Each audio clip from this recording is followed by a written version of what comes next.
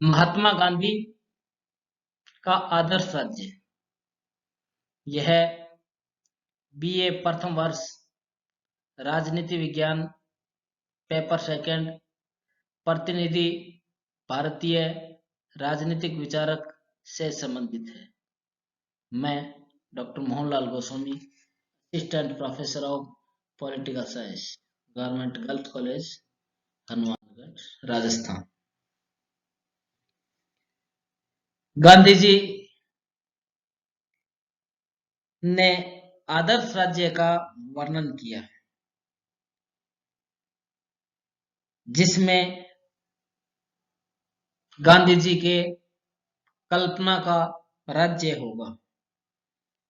अलंकारिक रूप में उसे राम राज्य कहा, परंतु राम राज्य शब्द के प्रयोग से उनका आशय था आदर्श व्यवस्था। उन्होंने प्लेटो के समान दो आदर्शों का वर्णन किया, पूर्ण आदर्श और उप आदर्श। उनके पूर्ण आदर्श सामाजिक व्यवस्था के अंतर्गत राज्य के लिए कोई स्थान नहीं, क्योंकि राज्य एक आत्मा विहीन यंत्र है, वह हिंसा का प्रतिनिधि है, इसलिए आदर्श स्थिति में उसके लिए कोई स्थान नहीं है। लेकिन गांधी जी व्यवहारिक थे और उन्होंने इस बात को स्वीकार किया कि मानव स्वभाव की वर्तमान स्थिति को देखते हुए पूर्ण आदर्श की स्थापना संभव नहीं है। इसलिए उनके द्वारा व्यवहारिक दृष्टिकोण से उप आदर्श की कल्पना की गई और गांधी जी के आदर्श समाज या राज्य के रूप में उनके उप आदर्श का ही अध्ययन किया जाता है।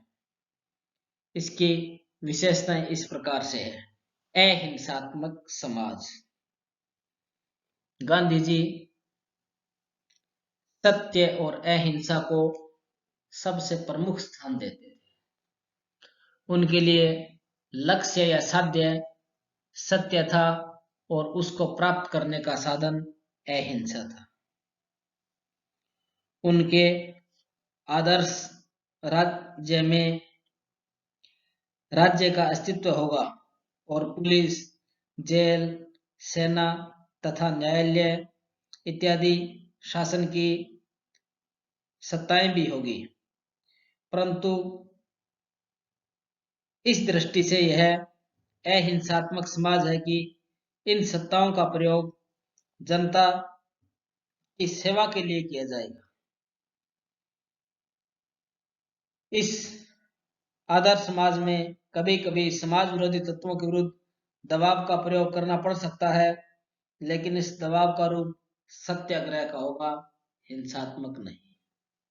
यानी राज्य का जो कार्य क्षेत्र न्यूनतम होगा वह व्यक्ति की भलाई के लिए काम करेगा, व्यक्ति के सुधार के लिए काम करेगा, व्यक्ति को सही रास्ते पर लाने के लिए काम करेगा, न कि उसके उत्पीड़न के लिए। दूसरा, शासन का रूप लोकतांत्रिक। गांधी जी लोकतंत्र को पसंद करते थे और आदर्श राज्य में लोकतांत्रिक पद्धति से संस्थाएं निर्वाचित होना चाहिए, ऐसा उनका मानना था। जनता को न केवल वोट देने का अधिकार प्राप्त होगा, बल्कि जनता सक्रिय रूप से शासन के संचालन में भी भाग लेगी। शासन सत्ता सीमित होगी और सभी संभव रूपों में जनता के प्रति उत्तरदायी होगी। तीसरा, विकेंद्रीकृत सत्ता। गांधी जी के आदर्श राज्य का प्रमुख लक्षण विकेंद्रीकरण है। गांधी जी पूरे भारत में विकेंद्रीकरण चाहते थे और इसके लिए ग्राम पंचायतों की व्यवस्था चाहते थे। विकेंद्रीकरण को और अधिक सफल बनाने के लिए गांधी जी का सुझाव था कि ग्राम पंचायतों का निर्वाचन तो प्रत्यक्ष रूप से हो, लेकिन ग्राम के ऊपर जो भी प्रशासनिक इकाइयां हो, जैसे प्रादेशिक सरकार, राष्ट्रीय सरकार, इनके विधानमंडल का चुनाव अप्रत्यक्ष प्रणाली से हो, जिससे सत्ता का समस्त केंद्र ग्राम पंचायतें ही बनी रहे। इस प्रकार की व्यवस्था से ग्रामों में स्वशासन और स्वावलंबन की भावना उत्पन्न होगी और वे वास्तविक रूप में स्वतंत्र होंगे। तो इसलिए पूरे देश में विकेंद्रीकरण होना चाहिए। वर्तमान में भारत में 73वें संवैधानिक संशोधन द्वारा ग्राम पंचायतों को संवैधानिक मान्यता दी गई है। यह गांधी जी के विचारों का ही विस्तार है। पांचों नागरिक अधिकारों पर आधारित। गांधी जी के आदर्श समाज में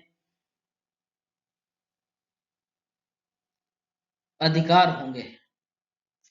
प्रत्येक व्यक्ति को विचार व्यक्त करने, समुदाय का निर्माण करने की स्वतंत्रता होगी।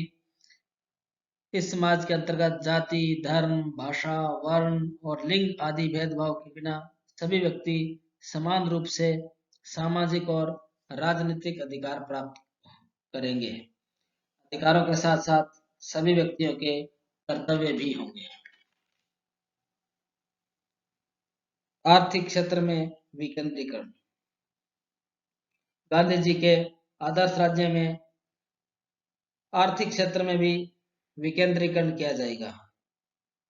विशाल और बड़े उद्योग लगभग समाप्त कर दिए जाएंगे और छोटे छोटे उद्योग धंधे यानी कुटीर उद्योग धंधे चलाए जाएंगे, जो व्यक्तियों के लिए सुविधाजनक भी है, मानवीय परिश्रम के शोषण को कम करते हैं या लगभग समाप्त ही करते हैं और प्रत्येक गांव अपने लिए आवश्यक वस्तुएं उत्पन्न करेगा।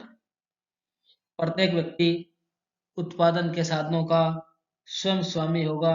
इस प्रकार इस क्षेत्र में प्रतिस्पर्धा और शोषण का अंत होगा। निजी संपत्ति का अस्तित्व। गांधी जी के समाज में या गांधी जी के आदर्श राज्य में निजी संपत्ति का अस्तित्व रहेगा, परंतु इसके लिए अलग व्यवस्था की गई है।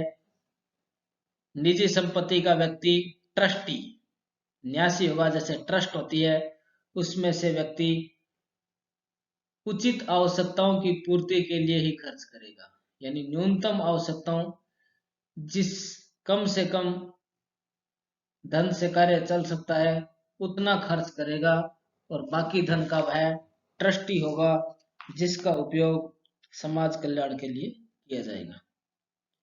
तो प्रत्येक व्यक्ति के लिए परिश्रम या श्रम अनिवार्य है। गांधी जी का मानना था कि प्रत्येक व्यक्ति मानसिक परिश्रम के साथ साथ शारीरिक या कायिक परिश्रम आवश्यक रूप से करे। गांधी जी खुद भी शारीरिक परिश्रम करते थे, तो सभी व्यक्तियों के द्वारा कुछ न कुछ शारीरिक परिश्रम किए जाने से समाज में वास्तविक समानता स्थापित होगी। वर्ण व्यवस्था। गांधी जी का आदर्श समाज वर्ण व्यवस्था पर आधारित होगा। प्राचीन काल की भांति समाज 4 वर्णों में विभाजित होगा: ब्राह्मण, क्षत्रिय, वैश्य और शूद्र। प्रत्येक वर्ण वंश परंपरा के आधार पर अपना कार्य करेगा, किंतु वर्णों या वर्गों के व्यक्तियों को सामाजिक, राजनीतिक और आर्थिक क्षेत्र में समान अधिकार प्राप्त होंगे और किसी प्रकार की ऊंच नीच या छुआछूत की भावना नहीं होगी। गांधी जी के आदर्श समाज में स्त्रियों को सभी क्षेत्रों में समान अधिकार प्राप्त होंगे और वो समानता की स्थिति प्राप्त करेगी। अस्पृश्यता का अंत। भारत में वर्ण और जातियों के बीच अस्पृश्यता की भावना भी रही है। गांधी जी अस्पृश्यता को भारतीय समाज के लिए कलंक मानते थे और उस आदर्श समाज में अस्पृश्यता के लिए कोई स्थान नहीं। धर्मनिरपेक्ष समाज। गांधी जी के आदर्श समाज में किसी एक धर्म विशेष को राज्य का आश्रय प्राप्त नहीं होगा। राज्य की दृष्टि में सभी धर्म समान होंगे और सभी धर्म के अनुयायियों को समान सुविधाएं प्राप्त होंगी। गोवध निषेध। गांधी जी भारत जैसे राज्य में धार्मिक तथा आर्थिक दोनों ही दृष्टियों से गाय की रक्षा को बहुत ही आवश्यक मानते थे। उनके द्वारा बताए गए आदर्श समाज में गौ हत्या का पूर्णतः निषेध किया गया है। शराब या मद्य निषेध। गांधी जी के आदर्श राज्य में शराब व अन्य मादक पदार्थों का प्रयोग व्यक्तियों के लिए निषेध होगा, मना होगा। उनका मत था कि इससे व्यक्तियों का चारित्रिक पतन होता है, अतः उनके आदर्श समाज में न तो मादक वस्तुओं का उत्पादन होगा, न ही उनकी बिक्री होगी, उनको निषेध किया जाएगा। निःशुल्क प्राथमिक शिक्षा। गांधी जी के आदर्श समाज में बुनियादी यानी बेसिक ढंग की स्वावलंबी पाठशालाएं होंगी, जिनको प्रत्येक व्यक्ति को कम से कम प्राथमिक शिक्षा निःशुल्क प्रदान की जाएगी और उसका माध्यम मातृभाषा होगा। सभी विद्यार्थियों को कोई न कोई हाथ से किए जाने वाला काम, दस्तकारी सिखाई जानी चाहिए और सभी विषयों की शिक्षा दस्तकारी के द्वारा दी जानी चाहिए, जिससे सहसंबंध कोरिलेशन का सिद्धांत बनेगा। इसके बाद इस शिक्षा के द्वारा व्यक्ति और विद्यार्थी स्वावलंबी बनेंगे। अंतर्राष्ट्रीय क्षेत्र में शांति। गांधी जी चाहते थे कि अंतर्राष्ट्रीय क्षेत्र में सत्य और अहिंसा के आधार पर शांति बनी रहे और वसुधैव कुटुंबकम की धारणा बनी रहे। वसुधैव कुटुंबकम यानी पूरा वसुधैव, पूरी धरती ही एक परिवार है।